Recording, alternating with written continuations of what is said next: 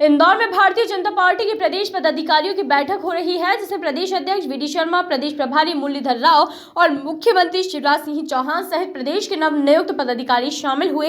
यहां भाजपा नेताओं ने आगामी नगरीय निकाय चुनाव, पार्टी का नेटवर्क बढ़ाने सहित अन्य मुद्दों पर चिंतन मनन किया। भाजपा के प्रदेश प्रभारी मुरलीधर राव और प्रदेश अध्यक्ष वी डी शर्मा ने मीडिया से चर्चा की। दोनों नेताओं ने बताया कि नवनियुक्त पदाधिकारियों की 2 दिवसीय बैठक हो रही है, जिसमें कई अहम मुद्दों पर चर्चा की गई। मुरलीधर राव ने कहा कि देश और प्रदेश का किसान भाजपा की सरकार के साथ है, किंतु जो किसान इस कानून का विरोध कर रहा है उनसे चर्चा करने के लिए सरकार तैयार है। कृषि कानून बनने के बाद केंद्र सरकार इस कानून में परिवर्तन करने को तैयार है। यह एक ऐतिहासिक घटना है। अभी तक सरकार कई बातों को स्वीकार कर चुकी है। किसान सभा और किसान बैठकें स्वीकार कर चुकी है। किसान सभा, किसान बैठकें आयोजित कर सभी को समझाने का काम सरकार ने किया है। मुरलीधर राव ने कहा कि लगातार हारने वाली पार्टियां सीधा आंदोलन नहीं कर सकती हैं, इसलिए वह दूसरों के कंधों का उपयोग कर रही हैं। 26 जनवरी की घटना में पंजाब प्रांत के जो ट्रैक रिकॉर्ड गैंगस्टर हैं, फ्रॉड हैं और कई केसेस में जेलों में रहे हैं, ऐसे कई लोग लाल किले की घटना में सम्मिलित हैं। राव ने कहा कि 26 जनवरी की घटना पर गहराई से जाने पर इसमें राजनीतिक षड्यंत्र नजर आता है। मुरलीधर राव ने कहा कि भाजपा सरकार के आने के बाद कृषि ग्रोथ रेट बढ़ी है। राव ने कांग्रेस पार्टी पर निशाना साधते हुए कहा कि कांग्रेस शून्यता की ओर जा रही है और म्यूजियम पार्टी बनाने में कांग्रेस नेता कोई कोर कसर नहीं छोड़ रहे हैं। कांग्रेस नेता केवल मीडिया में प्रतिस्पर्धा में लगे हैं और कट्टरपंथियों की पार्टी में बनाने में लगे हुए हैं। पत्थरबाज लोग देश विरोधी नारे लगाने वालों का मुखिया दिग्विजय सिंह है। निकाय चुनाव को लेकर राव ने कहा कि निकाय चुनाव में हम पूरे आत्मविश्वास के साथ लड़ेंगे और निकाय चुनाव में माइक्रो प्लानिंग की जाएगी। प्रदेश अध्यक्ष वी डी शर्मा ने कहा कि भारतीय जनता पार्टी दुनिया का सबसे बड़ा राजनीतिक दल है। भारतीय जनता पार्टी प्रधानमंत्री से लेकर के पंच सरपंच तक सत्ता की शासन व्यवस्था में भी है, किंतु कौन कौन से पैमाने हैं जिन पर हमको और काम करने की जरूरत है, उस पर हमारे सभी पदाधिकारियों ने चर्चा की। वी डी शर्मा ने कहा कि निकाय चुनाव को हम प्रचंड बहुमत से जीतेंगे। वह 2023 का विधानसभा चुनाव तथा 2024 के लोकसभा चुनाव का रोड मैप भी हमने बैठक में तैयार किया है। ये उनका अपना मत है, उसके आधार पर विंध्य प्रदेश के लिए उन्होंने बातें समय समय पर ऐसी उठती रहती हैं, लेकिन भारतीय जनता पार्टी संपूर्ण मध्य प्रदेश के विकास के लिए प्रतिबद्ध है। अच्छा यार, सारे प्रश्नों का एक ही जगह पर खत्म करना है तो फिर हम अगला प्रेस कॉन्फ्रेंस कैसे करेंगे? लोकसभा और विधानसभा के चुनाव एक साथ कराने को लेकर आपकी पार्टी का क्या निर्णय? अच्छा यार, निर्णय होने के बाद सबसे पहले आपको हम बोलेंगे बुलाकर। अभी निर्णय नहीं हुआ है, ये चर्चा है। नहीं, अभी भी मांग तो हम उठाते, 370 का मांग नहीं उठाया था क्या? तो मांग तो हम उठाते। अच्छा, आखिरी सवाल। समय भी हो गया सत्र का। एक मिनट। हाँ, तो आप कर लेना, ये कर लेना। अभी आपने टीम बनाई है आपकी, जिसमें काफी नए लोगों को मौका दिया है। अब इस टीम का विस्तार कितनी जल्दी होगा और निगम मंडल प्राधिकरणों के पद खाली पड़े हुए हैं, बहुत सारे लोग बेचारे लाइन में लगे हुए हैं, तो नगरीय निकाय चुनाव के बाद मौका मिलेगा या उसके किस कौन सी पार्टी की विस्तार? नहीं, सरकार के विस्तार नहीं, इन्हीं से पूछ रहे हैं, जरा मैं जानना चाह रहा हूँ। प्रदेश कार्यकारिणी, जो प्रदेश कार्यकारिणी पदाधिकारी जो है, जैसे अभी प्रदेश पदाधिकारियों की बैठक हो रही है, जल्दी ही प्रदेश कार्य समिति की बैठक भी होगी। सर, कांग्रेस के बाद वो भी होंगी, जल्दी होंगी। के कई नेताओं का भी संरक्षण ऐसे माफियाओं पे होता है, तो क्या वी डी शर्मा भी दबंग की भूमि में नजर आएंगे? ऐसे कार्यकर्ताओं, ऐसे नेताओं पे कार्रवाई करेंगे जिनका संरक्षण हमेशा से माफियाओं पे रहा है? देखिए, मध्य प्रदेश के अंदर भारतीय जनता पार्टी की सरकार कभी भी रही है और आज भी इस प्रकार के जो अभियान, जो किसी भी प्रकार के माफिया हैं, माफिया होता है और सरकार ऐसे किसी भी माफिया को न छोड़ती है और न संगठन छोड़ता है।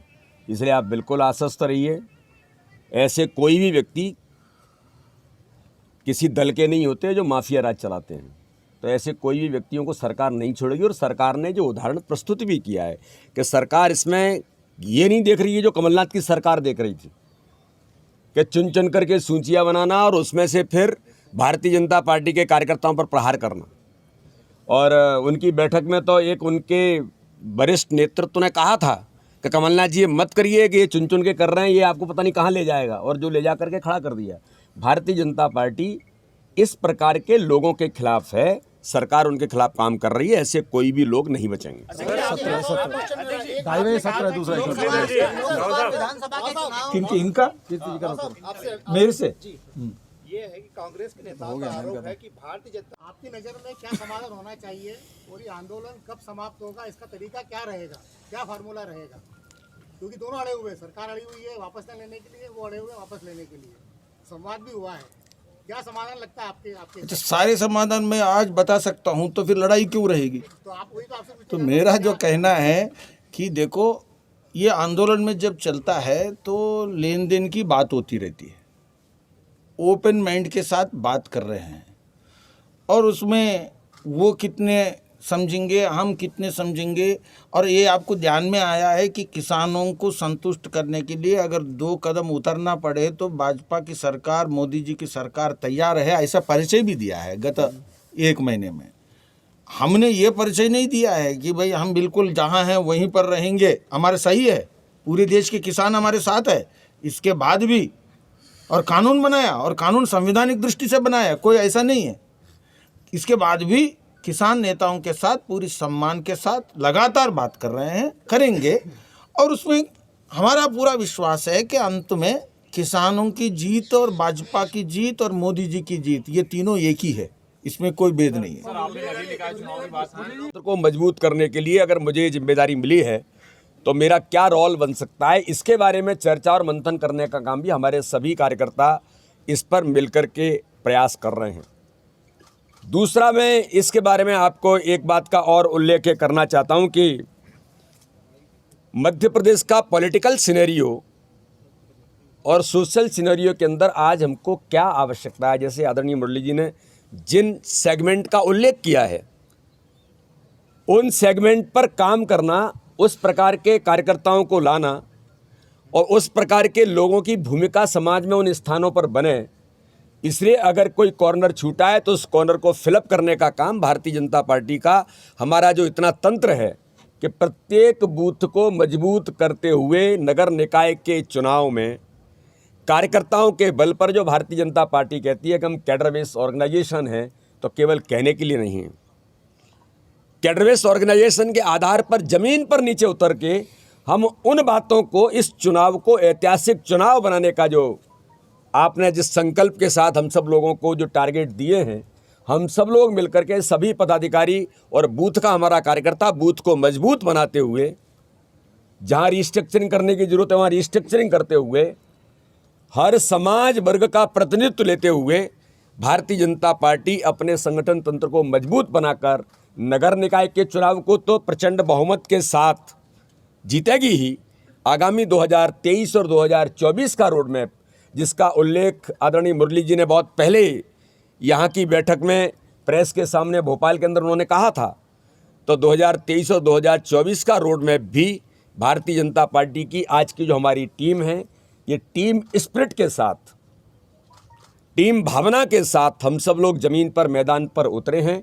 ये एक आज की हमारी इस बैठक में हमारी सरकार और हमारा संगठन मिलकर के, कल ही आपने देखा होगा कि किस प्रकार से 400 करोड़ रुपए 20 करोड़ किसानों के खातों में सरकार ने डाले हैं।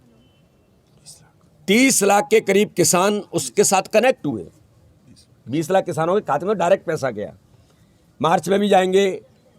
तो सरकारें जो अंत्योदय का जो संकल्प है भारतीय जनता पार्टी के, उस संकल्प को पूरा करने का काम कि गरीबों का जीवन स्तर कैसे ऊंचा उठाएगा, तो हमारी सरकारें भी उस धारा में काम कर रही हैं। माननीय प्रधानमंत्री, माननीय मुख्यमंत्री और भारतीय जनता पार्टी का संगठन इस थॉट को लेकर के ज़मीन पर उतरने का काम जिस प्रकार से हम सब लोग मिलकर के कर रहे हैं, मुझे पूर्ण विश्वास है कि आप सबका भी कहीं न कहीं भारतीय जनता पार्टी के काम में भी आप सबका भी योगदान किसी न किसी रूप में तो रहता ही। हमारी आवाज़, हमारी बात को मीडिया के मित्र भी ज़मीन पर ले जाते हैं।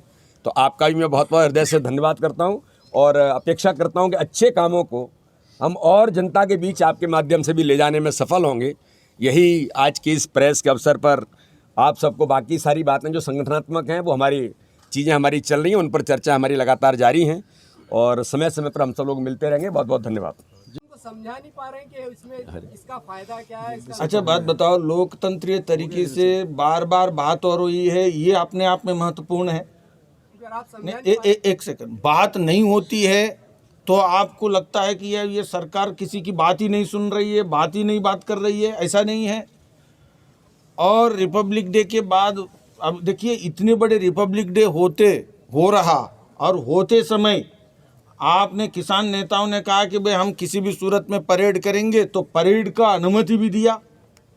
ये देश के इतिहास में इतने खुले मन से बातचीत करने वाला, अब काम करने वाला, ये क्यों है? क्योंकि हमारे मन में कोर्ट नहीं है और हम असुरक्षित नहीं है। हम बात करेंगे और रास्ता निकलेगा। बताइए सर, एक सवाल है। जैसा कि आपने रिसेंटली कहा था कि किसान हितैषी सरकार है, आपकी जानकारी में होगा अभी इंडिया टुडे ना, दैनिक भास्कर, देश का बहुत बड़ा अखबार कराना, उसने एक सर्वे किया था। 3 रुपये का जो टमाटर 1 किलो किसान से लिया जाता है, वो स्ट्रीट वेंडर के पास जाते जाते 40 रुपये का हो जाता है। और यही हालत सारी सब्जियों की है। तो ये असमानता को दूर करने के लिए सरकार क्या कर रही है? अरे भाई साहब, यही काम तो है। इसी में एक और सवाल, एक सेकंड। अब ये कई लोगों को तो एक नहीं मिल रहा है और आप एक भी दो मत पूछो। तो मेरा जो कहना है कि यही बात तो है जिसके कारण किसान को आमदनी कम है और इसीलिए मल्टीपल ऑप्शंस मार्केट में नहीं देखिए, मल्टीपल ऑप्शंस खड़ा होना और agri infrastructure 1 lakh crore agri infrastructure के लिए जो घोषणा किया और काम चालू हुआ है केंद्र सरकार ने, क्योंकि हमारे देश में जितना एग्रीकल्चर प्रोड्यूस है उतने अनुपात में एग्री इंफ्रास्ट्रक्चर नहीं है, कोल्ड स्टोरेजेस की इंफ्रास्ट्रक्चर नहीं है, व्यवस्था नहीं है और हमारा छोटे किसान है।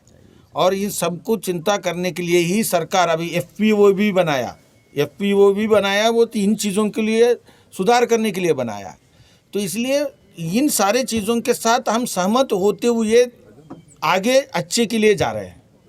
We accept this problems are there. It is not that we have, there are no problems. And this is a legacy problems. 70 साल के बाद भी ये प्रॉब्लम्स हैं और ये प्रॉब्लम्स को हम भविष्य में रहने नहीं देंगे। इसकी तैयारी इस सरकार के ओर से है और इसी डायरेक्शन में किसान के ब्यूरो रिपोर्ट कैनन न्यूज।